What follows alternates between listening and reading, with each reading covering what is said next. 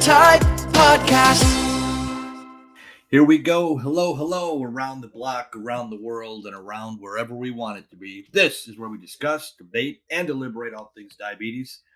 Representing Type 2 with pride. That will be me, Dobie Maxwell. Type 1, you know who that is. Hey, Sami. Hey. You're vivacious, effervescent, always in the know, and you are my broadcast partner. But first, before we start, today's episode of Just My Type is brought to you by, you know what? The Diabetes app. As free always today, social community app. Bring together Type 1 and Type 2 diabetics plus their supporters, find community resources, and Sami and me on TDA, the Diabetes app. Interesting episode today, as usual, but this one we're going to dig deep into a subject that needs digging. All right, so this episode is called Alpha or Beta, and for those of you that are science nerds like me, you might know where I'm going with this, but for those of you that are not, beta cells are the number one thing that is basically attacked in type 1 diabetes and is faulted, I guess you could say, whatever that word is, in type 2 diabetes. So it affects everybody listening if you have diabetes. Yes. So basically, beta cells in like type 1 diabetes do not work at all. So that's why there's no insulin. Insulin is secreted from beta cells. Mm-hmm. And for those living with type 1 diabetes, that doesn't exist. Your beta cells are not working and they don't produce any insulin. They're however, off the charts, done. Yes. Finito, no, they're done. I make a joke. I'm like, beta. That's why you always got to be an alpha. Always got to be dominant. Beta in the house, alpha in the house. So is us for beta in the house, alpha in the house. We all are in the house. But yes, so for that reason, is why beta cells are so important for those living with diabetes, because type 1, they just don't work. And then for type 2, basically, beta cells have to work extra hard to produce enough insulin to control high blood glucose levels. So if this basically means that beta cells are unable to work properly, and that's why you have hyperglycemia, which is high blood glucose levels. Mm-hmm. So beta cells have a lot to do with diabetes in general. Important little rascals, aren't they? They are a pain in the rear end. Mm-hmm. That's why people with type 2 can reverse it, because if you can get your body healthy and not insulin resistant, then you're insulin sensitive and your beta cells will work to be able to, actually produce insulin. But something that's interesting is that basically we lately in research have been trying to target alpha cells and the pancreatic alpha cells, mm-hmm. because basically alpha cells secrete glucagon, and glucagon is going to be basically what you need to boost up your blood sugar. That's why there's a glucagon pen for diabetics. Okay. It's injecting basically sugar. So that targeting pancreatic alpha cells, basically, its main product is glucagon, and that could be a possible treatment for type 2 diabetes if we were able to target the alpha cells. Yeah, and basically what that means is that alpha cells become resistant to You think that's going to be insulin. possible, Dr. Sami? I mean, is it someday? It might take a while, but you study this, and it's like you have just as good a guess as everybody else. I honestly don't know. Yeah, I don't know, because the issue with it is with type 2 diabetes is basically because there's no insulin being, like in type 2, it's not working. Mm-hmm. So it's not opening the door for glucose to go in the cell. And the cell, basically how it works, is trying to maintain like homeostasis blood sugar. Right. So if insulin isn't opening the door for glucose to go into the cell is saying, oh gosh, like we need to trigger glucagon. Like we need to get glucagon out. So it's pumping it out. Mm-hmm. And it's not, the alpha cells aren't stopping, which means that your blood sugars are high. So all the blood glucose levels are coming in. Yeah. So basically it's kind of like beta and alpha. Seems like the fuel injectors on a car. I'm not a very mechanical guy, but I had a car go kaflooey one time, and my mechanic was telling me the same thing. It's like, well, your fuel injectors are pumping out the gas, and then it's not going in the end. It's a chain reaction. Your body is a chain reaction as well, and if one thing's not working, boom, autoimmune disease, and we got it. Exactly. Yep. Which is why it's so difficult. So, but I thought it would be fun to kind of make this episode about personality types And I think that personality types have a big role in those living with diabetes and how they approach their diabetes, which I know we always talk about, and like about being confident. Right. But I think what's interesting is I think for some people it's really tricky trying to be confident. If you have a beta personality Mm-hmm. and you are more quiet, timid, shy, like that would be difficult to manage. And I think that you see that a lot of times in how people react and deal with it. Do you feel like you were at alpha or beta when you were diagnosed? Definitely beta. I mean, I'm very much Jekyll and Hyde. I get my yayas out on stage, and I'm very overbearing. People say, "Oh, you're the life of the party," but when I'm off stage, and that's probably 23 hours and 15 minutes a day, I am way quiet, laid back. And people say, "Oh, I can't believe that you're a comedian." Then I get on stage, it's like, "Oh, it's night and day difference." But I think your basic personality, you can mask who you basically are, but there's some people that you can't shut them off. They're always making jokes at the dinner table, and it's like, okay, just can it already. I think this is a really good point that you're bringing up, because we are who we are, and we can mask it and maybe change it once in a while, but basically deep down inside, the basics are laid out. What do you think you are? Well, in alpha, I mean, Hmm. in terms of diabetes, I'm definitely an alpha because I'm like, blah, like this is my life. Blah. But That's I why I wouldn't think we get along well, because I'm a beta, you're an alpha. That's opposites do attract in those kind of opposites attract, situations. Dobie. That's what they always say. Well, that's my point. Is in people listening, it's like whoever's listening, you're one or the other. I'm a Sami, I'm a Dobie. Doesn't really matter. Maybe you're even a mix in between somewhere, but we're all somewhere in the chart, one side or the other. I don't think anybody's right in the middle. You're half alpha, half beta, like a Frankenstein monster. You got to be close to one or the other. I would think, don't you?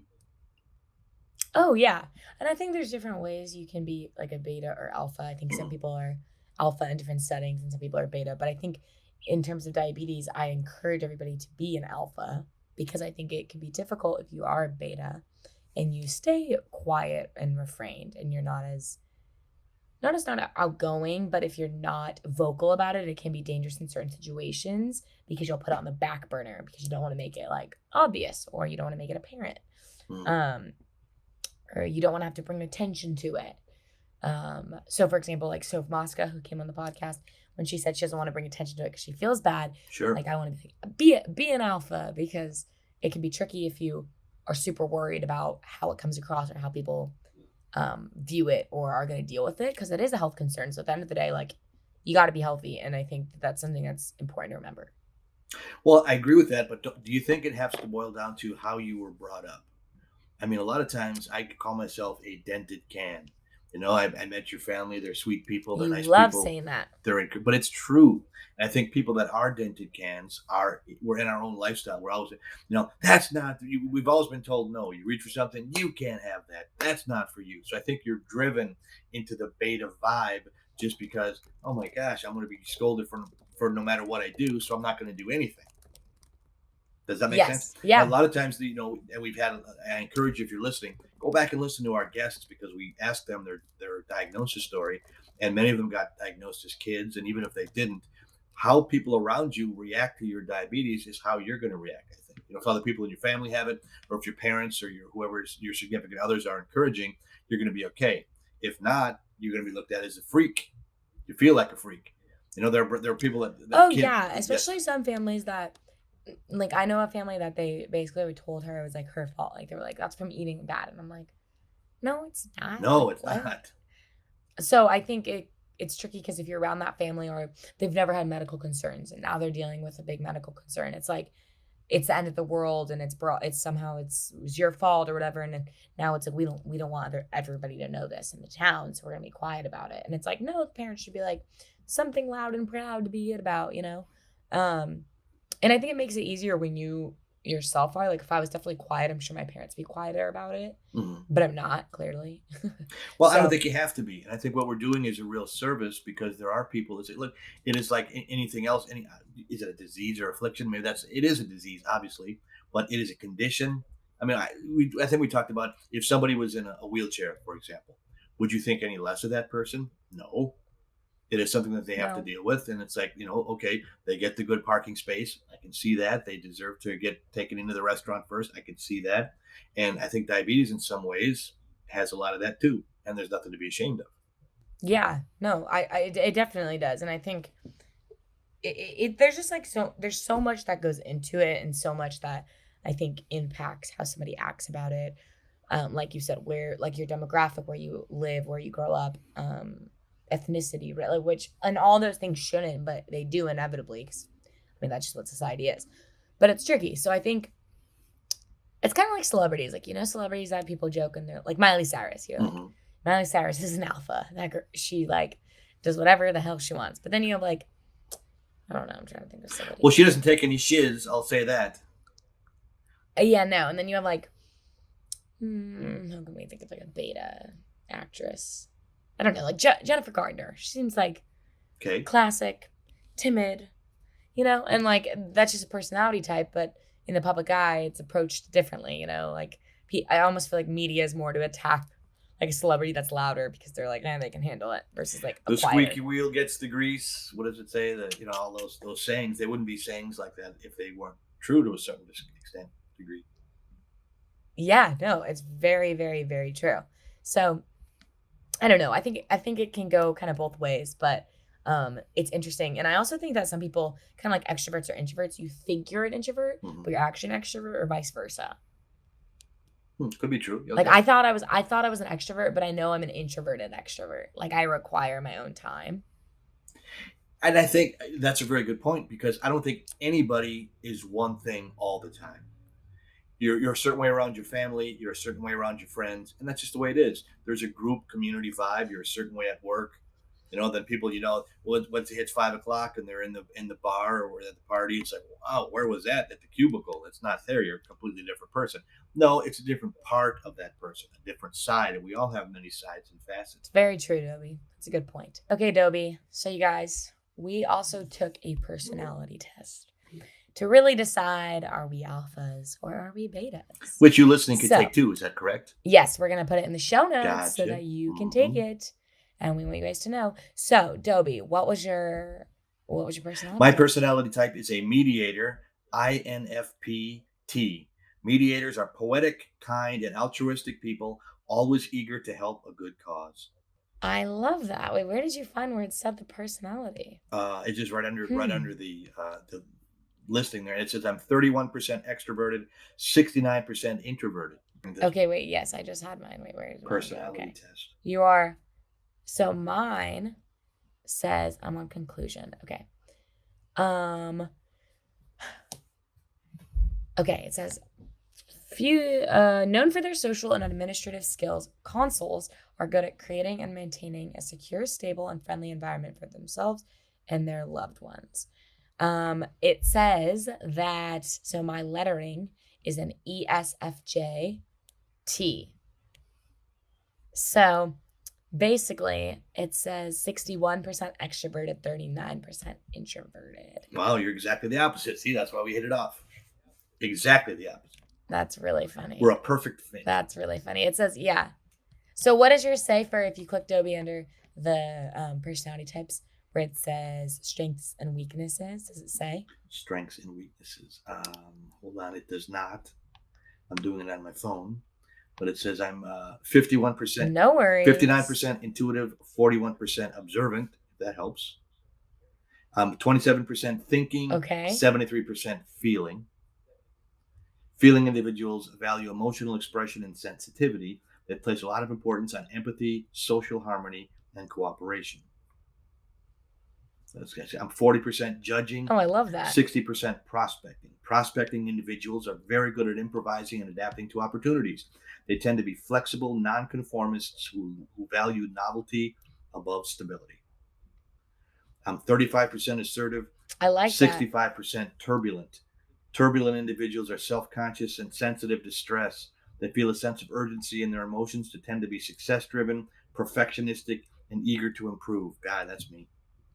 Not so much perfected, but I'm eager to improve. This is fascinating. What about you? That's a good quality, though. Mm-hmm. That's a good quality. Okay, mine was, it says, here's my strengths are practical skills, sense of duty, very loyal, sensitive and warm, good at connecting with others. That's you. And then my weaknesses say worried about their social status, inflexible, reluctant to innovate or improvise, vulnerable to criticism. I'm totally vulnerable to criticism sometimes. Often too needy, and then it says too selfless. Wow. This is fascinating. Dang. I wish everybody listening, go take this personality test because I think it will help you. The more you know about you, the more you can help yourself and in turn help others. Yeah, I think it's interesting because like a console, I don't know, it sounds funny, but reading it now that I'm like, or from I'm like a secure, stable environment, whatever, blah, blah. It's pretty accurate, but it's also accurate in how I manage my diabetes. Mm-hmm. And I try to be like, make it lighthearted, but I try to be like pretty, I don't turn back. Once I make the decision, I'm going with the decision. And if it sucks, it sucks, but that's what it is. That's what I decided on. And I'm going to have to make the most of it. Mm-hmm. But yeah, I don't know. It is funny. I mean, sometimes I'm so like quick with decisions that I'm like, crap, I messed up. You know, like, oh, no, I messed up with my blood sugar. But it is what it is. Yeah, and I think. But yours is. Go ahead. Yours is called the mediator, and I think it's funny because you are very good with, even in like work and just in general with people, at like playing the neutral card, but yet you have a stance. But you're really good with not overly getting heated about certain things. Yeah, and I think that's something. I know you're a younger sibling. I am too. Might have something to do with that because a lot of times, and again, the more you study yourself, the more you learn. It's like, okay, this is who I am. I like to say we all bring our own brand of crazy. You know, we're all nuts. We're all off the beaten path. Totally. But if you know your brand and what you are and who you are, you can really know going into a situation that this is not going to be a negative thing like it could have been if I didn't know myself. Exactly. Yeah, very much so. And I think it's good to take these two because it's so different when you see somebody pointing out your person, like your weaknesses of your personality. Mm-hmm. And you're like, I know that I'm vulnerable to criticism, or I take it harshly, and then somebody doesn't like me, and then I'm like, what I do? Wow, it's funny to me. I could not care any less. And people come up to me after a comedy show, and that you're putting your soul on the line. You know, if people aren't laughing, you don't know the depth of silence that there is in a room full of people that aren't laughing. That it says comedy show on it, and I just say, you know what? I've thrown this out there. I'm a good person. If you don't like it, it's you. It's worked thousands of times before. It's not working tonight. I'm going to sleep well tonight. You know, this was for you. You paid. You didn't enjoy it. It's like, a restaurant. Okay, you went to the restaurant, didn't like the food. Not the restaurant's fault. That's the food they put out. So, and it's okay to. Totally. I think in your situation, if your criticism affects you, makes you want to be better. It just shows that you have you want to impress them, and that's good too. You have a desire to be good. I try. You succeed. You very much succeed. But I know you succeed. I'm going to beg to differ. But I do think it's interesting though, and I think it plays a big role in how you manage just health in general and with others and all of that. And I liked it because it kind of went hand in hand with diabetes, with the alpha and beta. And I think, I don't know, I feel like it does make sense too because that mediator is like a beta. Mm-hmm. Because you're like, I can sit back, but yet you are alpha in a lot of ways. Yeah, but I think, again, if you see this now, I'm going to try to be more alpha. And maybe if you try to be more beta, and in certain situations, it'll expand your ability. As you get older, I think you learn it whether you study it or not. We're studying it, and we're encouraging you listening to study it as well. And I think it'll help you handle yourself in different situations because you're around different people. What if you're around a bunch of betas? Do you act alpha? You know what I'm saying? Or do you act beta with them? That's another thing. What do you do? I think something I realized is like I am an alpha, but I can be an alpha in certain situations. Mm-hmm. If nobody's going to take charge, then I'm like, oh, okay, then I'll take charge. But I don't do well with, and I said this earlier, with know-it-all alphas. Oh boy. Amen. I had an aunt like that. Yes. Like I know that sometimes my parents will joke because I'll be like, no, you guys, I know. And they're like, you don't know. But like in like, other than my family, like in friend settings, I'm not like, you're wrong, I'm right. Like, right. And the people that are like that, those alphas, I can't hang out with. I love alphas that are outgoing, talkative, will like do something and be like, yeah, let's go do that. Like, let's take charge. But I don't like alphas that are like, that's an ignorant move on your part. We should be doing something else. Yeah, I don't know. That might get close to the narcissistic side there too. They only care about themselves. Yes, I don't like the narcissistic alphas. And they are prevalent, boy. But there's also narcissistic betas, and those ones are even sneakier because they're like quiet about it, and then they're like, well, I mean, I do have they're the ones, that are like, well, I have my PhD, I'm a doctor, and I've been to 4 master's programs. And you're like, you're shy and quiet, but you are deadly with that narcissism. Yeah, and it's like, oh, well, you sure hit that one right on the head. And I think your personality style, it sends you into the career choice. It helps you decide where you want to be, who you want to be with, your mate. I don't know if you do attract the opposite side, but sometimes, I mean, man, I would think they fight like cats and dogs in a certain situation. Oh, are you kidding me? Yes. I mean, there was this girl from college, and she was like, I thought we got along great because we were both like outgoing, loved socializing. And then she started being the one that was like, it's cold outside, you should wear a jacket. Ugh. And I was like, yeah, right away. One right? of them. And I was like, yeah, I know. Like, I know it's cold outside.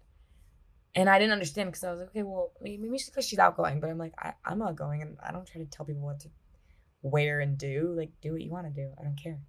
And that we had to stop being friends because it was just like, I couldn't do it. I was like, oh, I can't be mothered. Like, this is fingernails on a chalkboard. I agree with you. Mm-hmm. I was like, no. And nobody likes everybody. And I think that's a big fallacy. Oh, we're all brothers and sisters. We might be, but I'm not inviting everybody over for Thanksgiving. There are some people that's like, look, I'm not going to go with your shiz. Just you live your life. I'll live mine. I don't hate you. I just want you away from me. Maybe that's a beta side of me saying that. There are some people that just crave. No, there's a girl in college that I just didn't like. There was no reason. I just really didn't like her. Mm-hmm. And she would talk, and I'd be like, oh my God, I do not like I just didn't know. Everybody's like, why don't you like her? I was like, guys, I don't know. I can't stand her. Can't be around her. She annoys me. Those are the ones that tell you, here's what you should do for your diabetes. Here's what you should eat. And I'm like. And they don't have it. They don't know anyone that has it, but they read one article in Reader's Digest 4 years ago. And it's like, now they're a doctor. They know everything about diabetes. What you just said is hilarious because the girl that told me to wear the jacket said that to me. And I was like, she did not just tell me. She'd be like, maybe if you eat a protein, your numbers will stay high and spike. Like, you really should do that. Sure. And she'd say it like that. And I was like, I know how to do my diabetes. Are you an endocrinologist? They don't even know what an endocrinologist is. She would have tried to tell me she was. But she's in law school now. So, I mean, what'd you expect? Right? Good. Well, hopefully we can sue her then somewhere. But anyway, this is a lighthearted episode. I am so glad that you went down this road because it's fun, number one, to find out about ourselves. And we don't realize, I think I didn't realize until I was diagnosed, how much diabetes really affects your entire life. Not just your physical life, but your personality as well. So thank you. This is a lot of fun. I like that test. I think it's a fun one. And if you're listening and you want to take the test, it will be on the show notes so you can take it yourself. And let us know what you are. Yeah, question of the pod is going to be, what's your personality type? And you're going to have to answer, and we'll tag it, and then you can go on the JMT Instagram and click it too. But with that being said, it's time to wrap it up. So you can answer that question of the pod on Instagram, Twitter, and TikTok at JustMyTypePod _ Facebook at JustMyTypePod, and our hashtag JustMyTypePod. Please give us a 5-star rating interview. We want to get the diabetes community together, chatting and talking about if they're alphas or betas, of course. We are well on our way to 1 million listeners. We appreciate everybody. And Sammy, let's put the sugar-free cherry on the Healthy Sunday one last time. C'est la vie, baby.